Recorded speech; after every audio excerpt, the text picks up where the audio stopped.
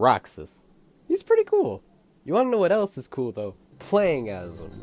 I think, at least, I only watched 358 over 2 in the 1.5 collection, and game reviews aren't giving me the best impression, but I digress. His introduction into Kingdom Hearts 2, and just generally in Kingdom Hearts, makes for a really interesting story, and a very fun prologue, might I add. As you can probably tell by literally my channel existing, I'm just a teeny bit of a Roxas fan. Just a little bit. Just a little bit. Just a little. And now you can probably understand why the hell I even made this video in the first place. What if Roxas reawakened early? Now, I did also list this video as a rewrite because I also see this as a possible improvement to the story of Kingdom Hearts 2, but I should say it now, I love Kingdom Hearts 2 already, and if you think my ideas are stupid, let me have it in the comments. Maybe I deserve it, maybe I don't, but hey, that's up to you. Quick disclaimer before we dive into the chaos that is my mind, I have only just beaten Kingdom Hearts 2, and I'm probably starting Birth by Sleep by the time we're recording this, so if there's any games that, like, contradict anything I say, I'm really sorry. Please be sure to leave that in the comments, and I will acknowledge that. So without further ado, I hope you guys enjoy this, and let's hop into this Kingdom Hearts 2 fanfic. What if? Kingdom Hearts 2 what if? Our story takes place right when Sora and the gang are going to go use the digital Twilight Town to try to get to the world that never was. They fight some nobodies, save the Twilight Gang, all is swell, but what-oh spaghettios, it's the organization of unlucky numbers. The first thing Sora notices is that Axel's being held at gunpoint by Xigbar, or would it be crystal gunpoint, I guess? I mean, it's not really an actual whatever, Xigbar's gonna kill him. Sora doesn't get a lick of this, but the organization continues to call him Roxas, call him weak, and make sure he knows Axel's death will be his fault, in one last attempt to see if Roxas can resurface from Sora's body. They figure if they go all out by doing something like this, it might just work in the end. Now, obviously Sora isn't gonna give much of a crap, but who do we know who's dormant in Sora who does give that crap? If you guess Roxas, I don't have a prize for you, but good job, pat on the back. Due to all of this, Roxas is able to overpower Sora and finally take control of the body fully. Hold on, let me explain. In Kingdom Hearts 2, Roxas sees, or I guess experiences through Sora, Axel dying, but keep in mind, Axel died for a just cause. In this scenario, all Roxas is seeing or experiencing is that Axel is going to die for absolutely no reason, all the while he's being tormented for being weak and not being able to save the friend he wants to save. With all of this happening to Roxas at once, I think he'd be able to overpower Sora emotionally to the point where there wouldn't be a dive-to-heart fight, he'd just take over the body like that. Does that make sense? Hopefully. I told you this was going to be chaotic. Sora's body is engulfed in light and other such Adobe After Effects until eventually Roxas comes out with both Oblivion and Oathkeeper, wielding them in rage, and he attacks Xigbar. Axel tries to calm him down, but it doesn't work, and Saïx has to summon a group of nobodies to calm him down. And now the fun begins. The player takes control of Roxas, and they just get to go ham on some nobodies. I'm talking pork. I'm talking salami. Okay, I'm just being stupid now, but you get the point. And all of this while the 13th struggle plays in the background. Tell me that wouldn't be cool. Maybe it wouldn't be cool. I think it would be kind of cool. After the enemy rush, Roxas calms down and tries to contain his emotions, but he doesn't contain them for long because right when he sees Axel, he bursts into joy. He's finally on the outside world with his friend again. Saïx informs him that they're taking him back to the organization, and seeing as he doesn't want to be a dormant heart in Sora, and because he forgot Xion, he wouldn't want to free Kingdom Hearts, he agrees and heads back with them. Just before this, Saïx summons a large group of nobodies to make sure Mickey and the others can't follow them. As well as this, Axel remembers the corridor of darkness he left in the digital Twilight Town, and realizing Mickey was going to use it, he goes to Ansem's computer and destroys it. Burn, baby! So now the game pretty much becomes a mini HD version of 358. Don't worry, there's no panel system. Xemnas is glad to see Roxas again because now he finally has his Keyblade wielder, but he has to make sure that Roxas is still battle ready. He can't just go sending him on solo missions to collect hearts if he's gonna flop on his face and completely fail. So that's where this new gameplay element comes in. Similar to how Kingdom Hearts 2 started with playing through a week, you play through 4 days of Roxas in the organization, and you go to different worlds, each accompanied by an organization member, being Axel, Saïx, Xigbar, or Luxord. These world ideas are more just for fun, and if you guys have any other, missions or storylines that you think would be better suited for this, let me know in the comments. I just think these would be fun to share, so let's go. Okay, so this one is obvious, but come on, Twilight Town mission with Axel. It's obligatory, it makes sense. It would pretty much just be Roxas taking out Heartless and Axel making sure he's doing stuff. And it would be a really good time to showcase their friendship, which in Kingdom Hearts 2, it's kind of just like you assume they're really good friends, but here we could really show it. I also think it would be really wholesome if after each mission you would get to go back to the clock tower, and so Roxas and X will just kind of relive what it was like in 358. I mean, like, 358 technically wouldn't exist at this time because it's a Kingdom Hearts 2 what if, but you know what I mean. I think it would be a really nice addition, and again, it would further strengthen their friendship that Kingdom Hearts 2 wanted to establish. Now it's time for Grabah, let's go! So you'd be accompanied by Xigbar on this mission, and I have a kinda fun idea for this, so hear me out. Basically, you'd go around killing Heartless, you know, the norm, but then at the end, you'd meet up with the genie, and Xigbar gets a little idea. Hey, genie, buddy old pal, you should make an evil version of yourself for us to fight, because my good pal Roxas needs to train. And the genie's like, oh, well, I can't do that, but like, I can make something like that. So he creates this blank, white puppet, I guess, version of himself that he controls with his own genie powers, and that's what Roxas and Xigbar fight. I think a fun little touch to the fight could be the good times to hit the boss could be when the genie's trying to think of something else he can make the evil puppet genie do, and so that's when you can get in some good hits. Again, I just think it'd be something fun and dumb to do, and it would tie in with the whole training Roxas to make sure he's strong thing. And now we got Beast Castle, or I should probably say outside Beast Castle, because I'm thinking we switch things up a bit. Because I mean, like, seriously, how in the name of beans did we not get Gaston in, like, Kingdom, like, what? Like, he's perfect, what? So Roxas and Luxord go into the town we see in the beginning of the Beauty and the Beast movie, and they see Gaston going crazy over the beast having Belle. So Luxord goes full telemarketer and is like, hey, Gaston, have you ever tried being a Heartless? So then Gaston replies, who are you? But SpaghettiOs number 2, he's a Heartless. Aw, that's a kick in the neck. I mean, that explanation didn't have a whole lot of rage and darkness exploiting in a person, but you get the gist. So like Scar, it's just like, you know, Gaston, but he's all evil and dark and stuff, but that goes right to his head and he immediately squares up with Roxas and Luxord, very much to their dismay. So you fight the boss, it's all and done because it's Roxas and Luxord, and they go back home. But things don't end there, because what do we know about when you activate Heartless? Nobody. Gaston's nobody. He's at the world that never was. I know that sounds weird, but like, you know, because nobody show up where there is a lack of light and dark and like the world that never was. So he's just kind of chilling there.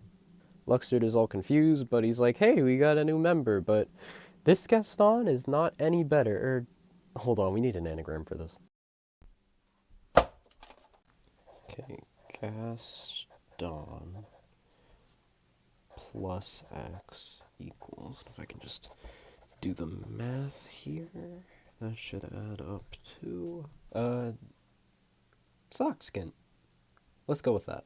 So Luxord's all like, hey, you should join us, but then good old Sockskin's like, no, seriously, who are you? After some banter, Luxord kind of figures out that this Sockskin guy isn't going to be joining anytime soon, so that kind of just starts the boss battle right there. And since all the elite nobodies we've seen have cool weapons like Axel's Chakrams, Marluxia's Scythe, I think Sockskin could get some arrows since Gaston used an arrow. I mean, I just kind of looked up a Google image and found it, but hey, it counts. Maybe his boss fight could have him manipulating like a bunch of arrows, like, hold on, what's his name? Do not tell me I forgot it. He's the one organization member I always forget. Oh my, I actually have to look this up. Zaldin, it's Zald. Oh my, I can never remember his name for the life of me. Yeah, no, so he could like move his arrows around like Zaldin does with his pierce thingy. I can't even remember the name of those. After that, Roxas and Luxord head back to the castle, and yeah, that's about it for the Beast Castle visit. Beast Castle in quotation marks there. Xemnas summons Roxas to give him his one final mission before he's ready to go on solo missions again. He tells Roxas he needs to meet with Cyax and go to the Land of Dragons for this final mission. When they get there, Cyax instructs Roxas to kill as many Heartless as he can as they make their way up to the snowy summit. Roxas understands, and he goes to kill as many Heartless as he can. I don't know how they change this up, but maybe on the path they could just add some new Heartless that weren't in the Land of Dragons before, you know, just to spice things up. When they get to the summit, Cyax reveals to Roxas the true intent of this mission. The organization knows full well of Roxas' strength, and they could use it well, especially for any traitors. Because of this, Cyax challenges Roxas to a battle as Xemnas instructed, to see if he can have the same killing intent to one of his own comrades. With no real way out of it, Roxas engages. I'd see this fight as like Sora vs. Saix, except make Saix a little bit easier just so it doesn't seem like a copy-paste, but pretty much the same stuff. After eventually beating Saix, they return home, and Xemnas grants Roxas permission to go on solo missions like he did before. After Axel hears of this, he invites Roxas to Twilight Town again to have some ice cream and celebrate. And Roxas, of course, agrees. You can't go wrong with sea salt ice cream. They kick back on the clock tower, enjoy some laughs, share some memories, until suddenly, Sora appears out of absolutely nowhere and charges at Roxas, causing both of them to disappear. Don't yell at me yet. Let me explain. It makes sense, I promise. During the 4 days Roxas spends in the organization, he keeps having strange dreams where someone tries to talk to him. And who do we think that someone is? It's good old Sora. Through these dream sequences, he's been trying to explain to Roxas that what he's doing is wrong, and the organization doesn't want to help him at all. Sora further brings up all the destruction they've caused to try and tell Roxas that what they're doing cannot be related to a good moral goal. This leads Roxas to doubt the organization, but again, he's finally with Axel again, and he finally has his life back. He really doesn't want to question it. But because Roxas has been avoiding the truth of the matter, Sora has to take matters into his own hands and confront him like Roxas did in Kingdom Hearts 2 Final Mix. However, this time, it isn't more about who gets control of the body, and more so Sora just desperately trying to convince Roxas that what he's doing isn't good and will only hurt more people. Since in this what-if/rewrite you'd be playing as Sora for a good while and then switching to Roxas, I think it'd be awesome if you had to fight yourself after all of this. I mean, if you were doing a level 1 run, then that would probably complicate things, but I mean, they could probably just make it so he has like a standard moveset that he'll always have no matter what your level is. He might not be shooting lasers like Roxas, but it'd be dope as hell if you just had a Keyblade to Keyblade battle, even if it wasn't any special flashy attacks. And this would fit the theme of this fight much better because Sora isn't trying to go all out to kill Roxas, he's just trying to convince him to become a better person and stop with the organization's shenanigans. They would fight for a good long while, and Sora would start to lose hope a little bit, but eventually he'd be able to push for Roxas to get that final understanding of how bad things really are being with the organization. After this, Axel starts to see Roxas appear back in the real world, but he doesn't look like Roxas. In fact, he looks like that kid from Castle Oblivion. Axel is beyond confused at this point, but Sora explains what happened and that him and Roxas are on good terms. Everything's all swell and dandy. Except for Axel, he is still very, very confused. But kind of like that one scene towards the end of Kingdom Hearts 2, Roxas projects himself out of Sora and explains to Axel everything that happened and that he's okay now. He's part of Sora and he's accepted that. He's ready to fight the good fight, and he hopes that Axel will join him too. Upon hearing this, Axel lets out a big old grin, cause I get to take out the organization and with my best friend? Kinda? Who could turn that down? Axel opens up a corridor of darkness and leads them to the castle that never was, so they can take out Xemnas in one final showdown. And, I mean, Luxord, Saix, and Xigbar, but, you know, Xemnas is the big bad, like he's who we're focusing on. When they get there, another dark corridor opens up, and Riku, Ansem, Mickey, Donald, and Goofy step out. Sora is overjoyed to see him until he sees Ansem. Mickey assures him that this is Riku, he's just taking a different form as of now. Sora understands why Mickey didn't tell him about Riku beforehand. He wants to catch up with him, but Riku reminds them that they have to save Kairi. Sora agrees and they go to save her. But what SpaghettiOs numero tres, it's Saix. Because, you know, like Naminé and Kairi tried to escape and he pulled up, so he's there. Saix opens a corridor of darkness to escape, so Riku, Sora, Donald, Goofy, Mickey, Axel, Naminé, Kairi, a long list of people here, folks. They all follow him, and it ends up being the same with everyone getting locked out, but instead of Sora, Donald, and Goofy being locked in with Saix, I think it'd be cool if it was Sora and Axel. You know, just because the whole Issa-Lee friendship thing. The fight goes on for a little while, but as it does, Sora starts to get more and more drained. Donald's not there to heal him, and he's low on healing potions. There's only so much he can do to keep going on. Axel knows this, and he also knows Saix is going to go in for the killing blow, so he knows what he has to do. To protect Roxas, well, technically Roxas, he has to go all out and kill himself just to kill Saix.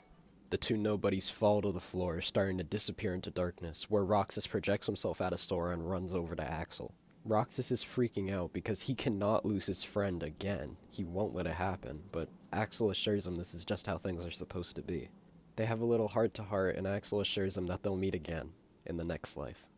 Isn't that right, Issa? Axel says. Saix looks over and shoots him a friendly smile, just like he used to when they were somebodies. And with that, they fade into the darkness, never to be seen again. I mean, until they get brought back. You know Square Enix would do it either way. And everything kinda goes the same after that, except for the fact that you'd fight Xigbar after Saix, but, you know, that's not too big a deal, I don't think.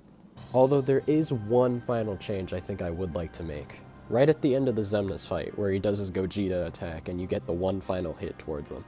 I think it would be dope if it played a cutscene of Sora about to slash him, and for a split second, Xemnas sees Roxas, and then he slashes him for the kill. Again, we want Sora to get the final kill, but I think it would be really cool if in Xemnas' perspective, Roxas finally got his revenge. And maybe he didn't free Kingdom Hearts, but he took down Xemnas like Shion wanted. So, yeah, that's kind of it. That's where my rewrite would end. I really hope you guys enjoyed this. As you could probably tell by some of my stuttering and unprofessionalness, this was my first outing and doing a discussion video like this, so I hope it was really worth it. Again, it was a lot of fun, and I plan on making more in the future, so stay tuned for that. And to the people watching during the March Caprice event, yo, what's up? Big thanks to all you guys for even tuning into this. You didn't have to, you could have assumed it was dumb, but you stuck through anyways. So I hope you subscribe, and I'll see you later. Have a good day.